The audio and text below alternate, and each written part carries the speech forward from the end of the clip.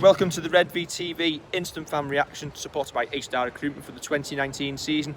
Following Saints' round 24, 26-6 victory over the Wakefield Trinity team. I keep wanting to call them the Wildcats. Yeah. Pretty routine. Would fans have been a little bit worried before kick-off, as Johnny Lomax missed out due to his partner giving birth. Good luck to Mr. and Mrs. Lomax. Congratulations. And obviously missing Coote, Walmsley, Grace and Knowles. Possibly, yeah. There's always the worry of a hangover after a semi-final win. Doesn't matter who you've played in that semi. Obviously, you're building up all week. There's the hype in the press. There's probably a bit of hype around the changing room as well with the fans. So yeah, there's always the worry that it could be an almost after the Lord Merce show performance. As it was, as you say, it was routine, wasn't it? It was one gear, I think, throughout. Well, do you know what? I thought Wakefield started really well. Someone just pinched your bum. Yes. It's Sean who was on after London. Yeah. But yeah, Wakefield started really well. First 15 minutes or so, pretty much through the kitchen sink at us a little bit. And we're like a sponge in defence, aren't we? We just soak up the pressure. And then I think we actually got into second gear and we got a couple of tries on the board. But it's the defence for me that is the foundation of this side, not the attack, it's the defence. Yeah, I think obviously, they say in football that attackers win your games and defences win your championships. And that's probably true of how we're playing at the moment. You'd like to think with the defensive stability and solidarity we've got, that will lead to us challenging and getting a couple of pots at the end of the season. I think you're right. I mean, to be fair to Danny Richardson, he did start coming good towards the end of that first half as well. I think I bagged him for some of his long kicking. I thought it was straight down the fullback's throat. But all of a sudden, 25 minutes into the game, as you say, Saints click, and it is that man, Danny Richardson, just showing what he can do. Yeah, and he seemed to maybe find his range a little bit, and he did that show and go that he did at London. Yeah. And this time got the benefit again, the first try on the board. And once he scored that try, he seems to grow in confidence, didn't he? And his kicking after that, his place kicking, I think it was 100%, or close to all night.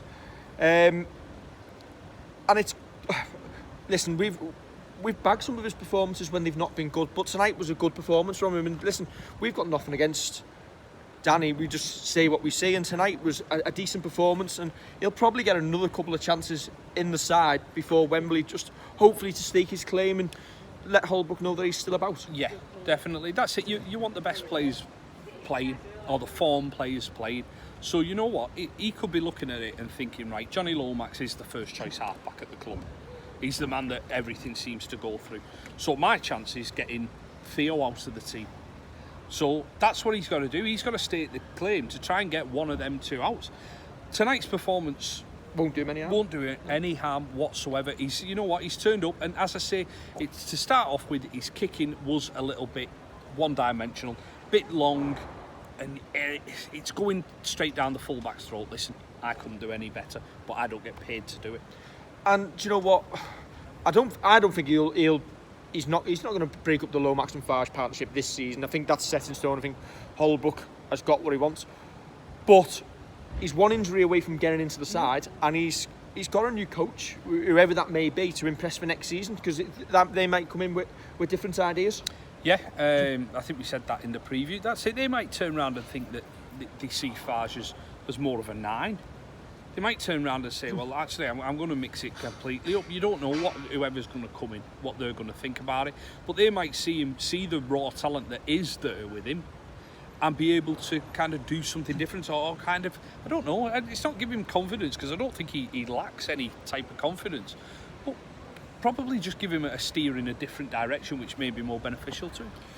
Jack Welsby, full back this evening. We talked in the preview show that he might get in there. Obviously, he's got in under different circumstances tonight, but a solid 80. I want to say inconspicuous, because he did everything he needed to defensively, no errors, and that's a real confidence booster for him. It is, yeah. I think he's probably been looking forward to getting back here and getting a game in. at the Totally Wicked, because he's had a couple of games down at London, and he didn't do too badly last time. I think there were a couple of absolutely filthy bombs from who's the number 6, Abdul, for London, and he coped with them. And yeah, listen, I thought he was great tonight. I thought he was up there with one of our best performers. There's a couple in the forwards as well who've gone really well, like Louis. But yeah, I thought Jack Wellsby, again, he's another one now. If Coote's got a week or two out, yeah, he's not going to displace him as first choice. But this is where he should be putting his hand up, like he's done tonight, and gone, you need to pick me next week. Yeah, and do you know what?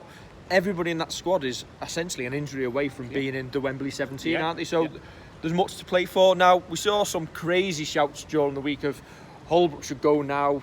It's going to ruin the season. Well, that performance and how professional that was shows that there's no hangover in this squad from what the decision, well, the announcement the other day. Well, there shouldn't be as well, because the players are playing, so at the end of their career they can turn around and say, I've won X, Y and Z, and their team accolades, yeah, the personal ones will be good if they win a Player of the Year or they win, I don't know, Man of Steel, but they want to turn around and have grand final winners rings, they want to have Challenge Cup winners medals, they will want to have League Leaders Shield medals or whatever you get given for winning that. There'll be no let up in professionalism from the team. And obviously Justin come on the pitch at the end, over to the West Stand as he normally does, and the same old mutual love carries on.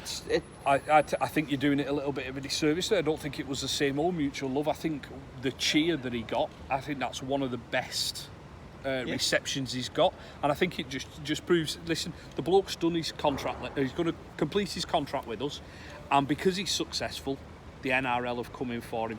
Whether we like it or not, that is the pathway for coaches, whether they be English or Aussie. If they're coming over here or we're bringing them through, the next step up is to go to the NRL. And listen, if somebody had said to us 2 years ago that he's going to come in, he's going to turn the club round after the Cunningham era, he's going to give us 2.5 years, see out his contract, have an 80% win rate, hopefully finish with a couple of trophies, and then go home to Australia, you'd have took that all day long. Yeah, that's it. I mean, don't get me wrong, I don't want him to go, but you think that maybe bringing somebody else in to build off what he's done may not be the worst thing. In hindsight, people might clip this and play it back to me and whatever, but yeah, it could be a good thing.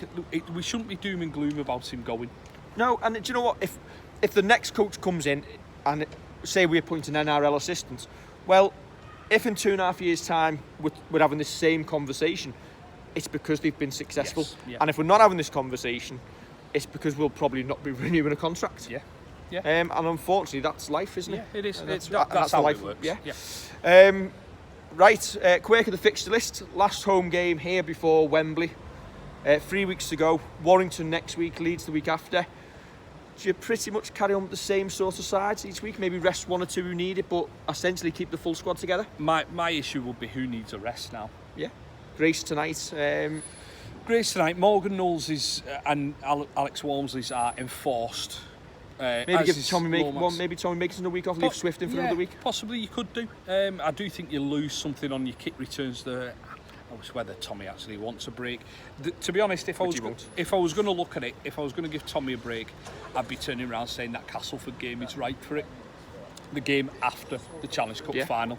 And you can turn around and you can say to a couple of lads, you play through now. To be fair, week off. Castleford, you can rest everyone after a week. Yeah. Only if you've won and had a week on the lash. But that's it. If you win the Challenge Cup final, that could be the incentive. Win the Challenge Cup final, me and Kev will play. Wingers. Pay for yourself. Right, don't forget to like, share and subscribe, and we will catch you Tuesday for the Red VTV preview show as we go to Warrington aiming to beat them yet again. Catch you soon.